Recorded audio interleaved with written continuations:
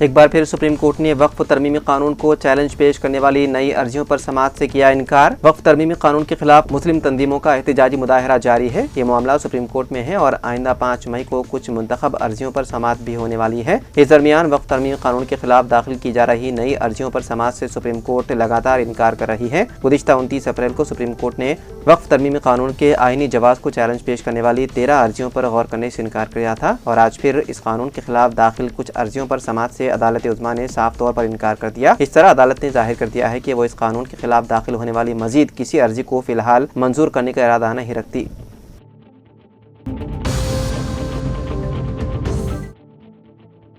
GM creative school संतोष नगर में चारशंबे के रोज़ एक शानदार तकरीब का इनेकाद अमल में लाया गया, जिसमें तलबा की तालीमी कामयाबियों को सराहा गया। इस तकरीब में तलबा, वालिदैन और असातिज़ा की बड़ी तादाद ने शिरकत की। इस मौके पर स्कूल के नुमाया मकाम पाने वाले तलबा में मेडल, असनादात और ट्रॉफियाँ पेश की गई।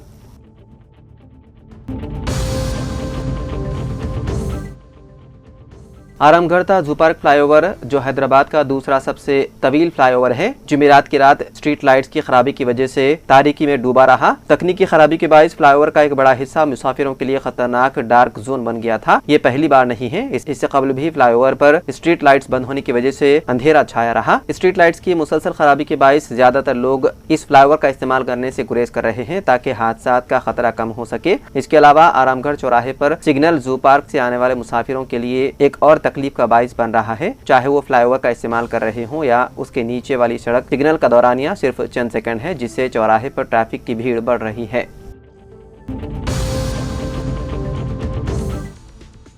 शहर में बढ़ती गर्मी के पेश नज़र Hyderabad metropolitan water supply and sewerage board ने पैदल चलने वालों और मुसाफिरों को मुफ्त पीने के पानी की फराहमी को यकीनी बनाने के लिए पूरे शहर में वाटर कूलर लगाने का काम शुरू कर दिया है। प्रोग्राम का हदफ आवाम को राहत फराहम करना है, खास तौर पर वो लोग जो इलाज के लिए अस्पताल जाते हैं, बस स्टैंड और ट्रेन स्टेशनों पर इंतजार करते हैं या हुजूम वाली अवामी जगहों पर काम करते हैं। GHMC इलाके में कुल 42 ऐसे कूलर्स कायम किए जा रहे हैं। चंद इलाकों में इस प्रोग्राम का आगाज कर दिया गया है।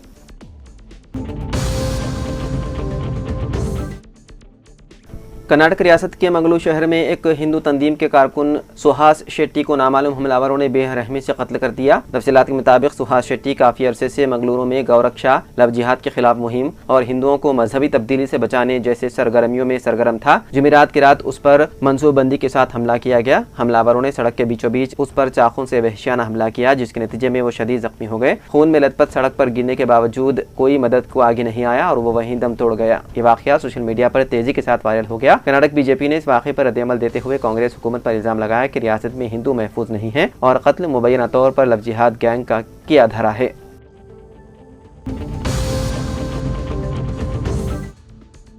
टॉलीवुड के अदाकार विजय देवरकोंडा को पहलगाम हमलों को माजी में कबायली जंगों से तशबीह देने पर मुकदमा दर्ज कर लिया गया। एसआर नगर पुलिस ने वकील लाल चौहान की शिकायत की बुनियाद पर SC/ST मदालिम एक्ट के तहत मुकदमा दर्ज किया। शिकायत कुनंदे ने इल्जाम लगाया है कि देवरकोंडा, जिन्होंने हाल ही में एक तमिल फिल्म की प्री रिलीज तकरीब में बतौर मेहमान खुसूसी शिरकत की थी, जिसमें अदाकारा शौर्या शिव कुमार ने बतौर मेहमान खुसूसी शिरकत की थी, अपनी तकरीर में कश्मीर में पहलगाम वाक़े का हवाला देते हुए कहा था कि यह हमला सैकड़ों साल कबल कबायली बरादरियों में होने वाली झड़पों के मुतरादिफ है। मुकदमा दर्ज करने के बाद पुलिस ने वकील को यकीन दिलाया कि अदाकार के खिलाफ मुनासिब कार्रवाई की जाएगी। चौहान ने इल्जाम लगाया है कि अदाकार की रिमार्क से कबायली आबादी की तौहीन हुई है और उन्होंने फौरी मुआफ़ी मांगने का मुतालबा किया। कबायलियों ने अदाकार के तबसरे पर शदीद एतराज़ किया और उनकी मजम्मत की।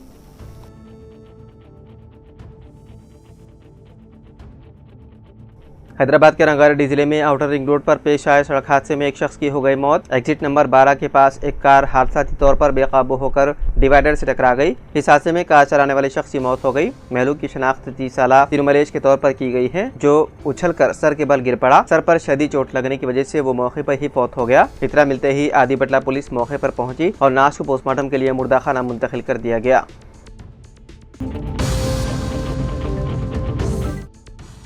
वाघा अटारी सरहद जुमे की सुबह पाकिस्तानी शहरियों के लिए खोल दी गई, जो भारत में आर्जी वीज़ा पर मुकीम थे। पहलगाम हमले के बाद दोनों ममालिक ने हिदायत जारी की थी कि ऐसे शहरी फौरी अपने मुल्क वापस हो जाएं। और इसके लिए मोहलत भी मुकर्रर की गई थी। जुमेरात को पाकिस्तान ने सुबह 8 बजे सरहद बंद कर दी, जिससे दर्जनों पाकिस्तानी शहरी बॉर्डर पर ही फंस गए, जिनमें खवातीन, बुजुर्ग और बच्चे शामिल थे। उनके पास सर छुपाने की जगह नहीं थी और भूख प्यास से परेशान रहे। पाकिस्तान की सख्त पॉलिसी पर शदीद तनकीद हुई। जुमे को बिलाखिर गेट खोलकर उन्हें वतन वापसी की इजाज़त दे दी गई। हिंदुस्तान ने अपने इंसानी रवैया का मुजाहरा करते हुए ऐलान किया है कि अगली इत्तला तक अटारी वाघा सरहद से पाकिस्तानी शहरियों को वापसी की इजाज़त दी जाती रहेगी।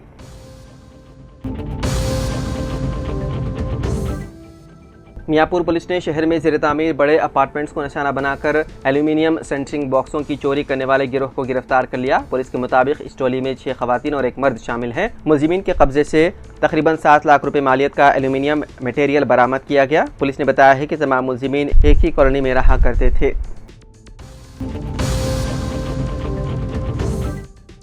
हैदराबाद के शमशाबाद इंटरनेशनल एयरपोर्ट पर DRI के अहदेदारों ने जुमेरात को 3 करोड़ 45 लाख रुपए मालियत के 3.5 किलो सोने को जब्त कर लिया। एक इत्तला पर DRI हैदराबाद जोनल यूनिट के अहदेदारों ने एक मुसाफिर को पकड़ा जो दुबई से हैदराबाद बराह मस्कत पहुंचा था। अहदेदारों ने एयरपोर्ट पर ओवरब्रिज के करीब ग्राउंड हैंडलिंग स्टाफ को भी पकड़ा। स्मगल करदा सोना ग्राउंड हैंडलिंग स्टाफ रुकन को मुसाफिर की जानिब से उस वक्त दिया गया था जब DRI की टीम ने उसे गिरफ्तार किया था। तहकीकात में पता चला है कि ये सोना एयरपोर्ट के पार्किंग इलाके के करीब एक और ग्राउंड हैंडलिंग स्टाफ रुकन को दिया जाने वाला था, जो बाददा एयरपोर्ट के बाहर उसी मुसाफिर को वापस करने वाला था। 30 सोने के बिस्किट बरामद कर लिए गए। मुलजिमीन को गिरफ्तार करके अदालती तहवील में दे दिया गया।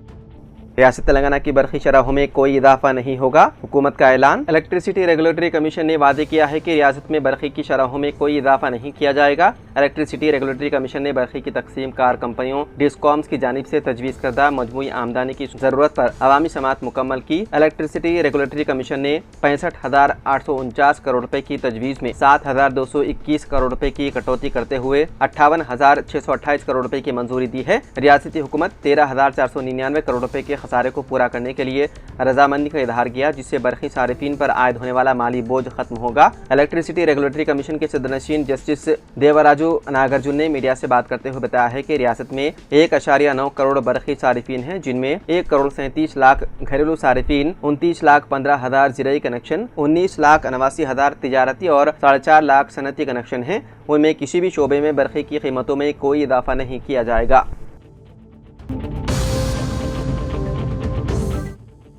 Telangana board of intermediate education ने तालीमी साल 2025 और 26 में दाखिलों के लिए शेड्यूल जारी कर दिया है। सरकारी, खानगी, इमदादी व दीगर जूनियर कॉलेजेस में साल अव्वल जनरल और वोकेशनल कोर्सेज में 1 ता 31 मई दाखिलों का अमल जारी रहेगा। अहल तलबा को मशवरा दिया गया है कि वो ऑनलाइन दरख्वास्त से दाखिल करें। 2 जून से क्लासेस का आगाज होगा। तलबा के 10वीं के ग्रेड और रिजर्वेशन की बुनियाद पर नशिस्तें अलाट की जाएंगी। प्रिंसिपल इंटरनेट मार्क्स मेमो की बुनियाद पर आरसी दाखिले देंगे, लेकिन उन आरसी दाखिलों को हतमी SSC पास सर्टिफिकेट और TC जमा कराने के बाद ही प्रोविजनल दाखिले तय किए जाएंगे। इंटर बोर्ड ने प्रिंसिपल को मशवरा दिया है कि वो दाखिलों के दौरान रिजर्वेशन के उसूलों पर सख्ती से अमल करें। इंटर बोर्ड ने दाखिलों के लिए टेस्ट या दूसरे तरीके अपनाने के खिलाफ जूनियर कॉलेजेस को इंतबाह दिया। खानगी, एडिट, गैर इमदादी, social welfare, tribal welfare, KGBV, BC welfare, minority, model school, junior colleges, government junior colleges में दाखिलों के लिए तलबा को लाजमी आधार नंबर दाखिल करना होगा।